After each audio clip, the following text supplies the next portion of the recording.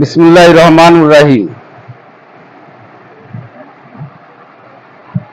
জাতীয় সংসদ নির্বাচন 2026 আমাদের এই বাংলাদেশের এই নির্বাচনটা খুবই গুরুত্বপূর্ণ নির্বাচন।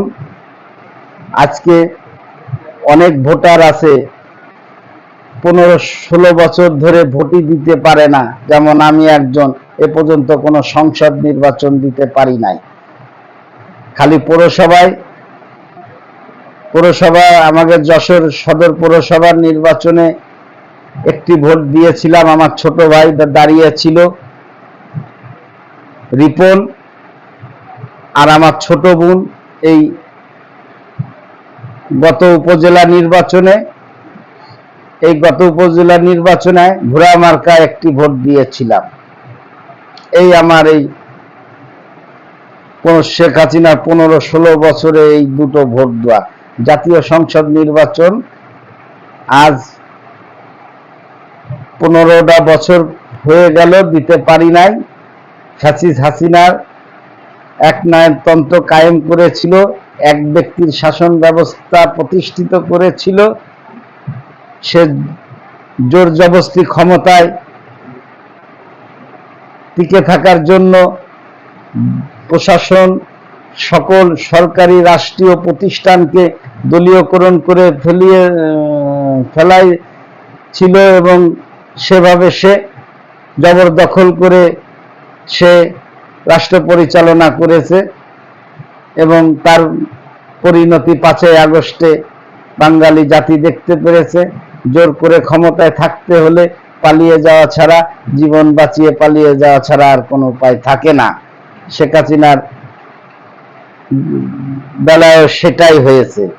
তাই আমি সকল ধর্মবর্ণের মানুষকে বিনীত অনুরোধ করব, আমাদের আগামী যে নির্বাচন আসছে, প্রতিটা স্থানীয় জনপ্রতিনিধি আপনাদের আসনে যে হবে, যে কয়জন প্রার্থী হবে, তার ভিতরে যোগ্য প্রার্থী দেখে ভোটটা প্রয়োগ করবেন, ভোটটা দেবেন, এবং আপনাদের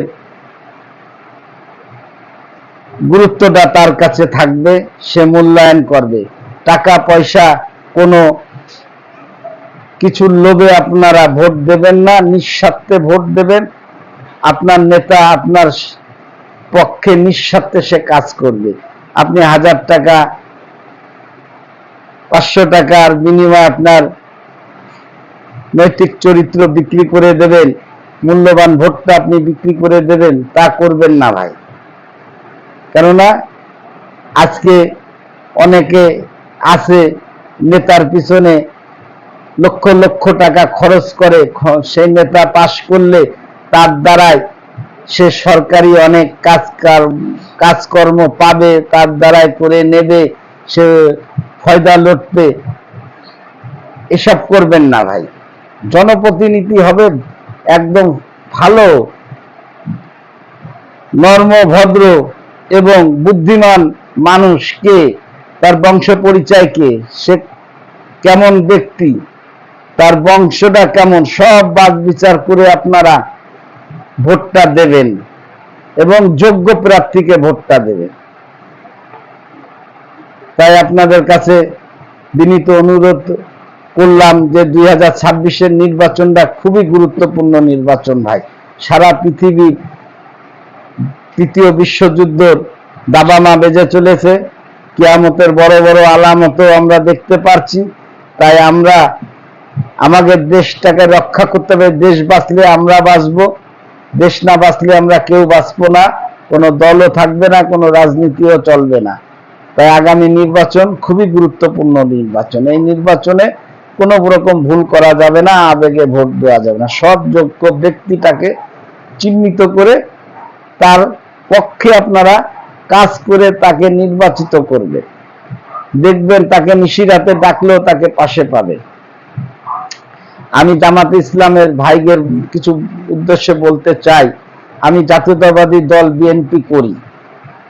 আমার সদর 3 আসনে আমাদের যোগ্য প্রার্থী পেয়েছি আমরা। আমার রাজনীতির গুরু যশোর উন্নয়নের কারিগর জননেতা মরহুম তরিকুল ইসলামের সুযোগ্য সন্তান অনিন্দ্রা ইসলাম অমিত। আমি তার পক্ষে ভোট করব। আমি কিন্তু ক্ষোভের বশবর্ত হয়ে কষ্ট পেয়ে যে 5ই আগস্টের পরে আমাদের দলটা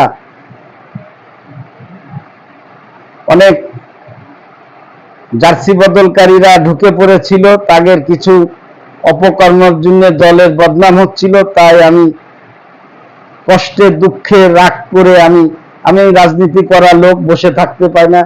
জামাত ইসলামের পক্ষে কথা বলেছি, কারণ আছে সে কথা বলার। কেন জামাত ইসলাম রাজনীতিতে তারা অনেকটা এগিয়ে গেছে। তারা সততার সাথে রাজনীতির ফসল হিসাবে শিক্ষা প্রতিষ্ঠানগুলায় তারা বিজয় অর্জন করছে। তাই আমি জামাত ইসলামের জন্য দোয়া করি, আল্লাহ যেন এভাবে যদি তারা রাজনৈতিক কার্যক্রম চালিয়ে যায় আগামী দিন তাদের জন্য খুবই ভালো। কেননা বাংলাদেশ জামাত ইসলামের নেতা কর্মীরা ত্যাগী, আমাদের দলে ভোগীর সংখ্যা বেশি ভাই। যাক, আপনারা কিছু মনে করবেন না। বাংলাদেশ জিন্দাবাদ। আল্লাহ হাফেজ। সকলে সুস্থ থাকবেন, ভালো থাকবেন। আমিন।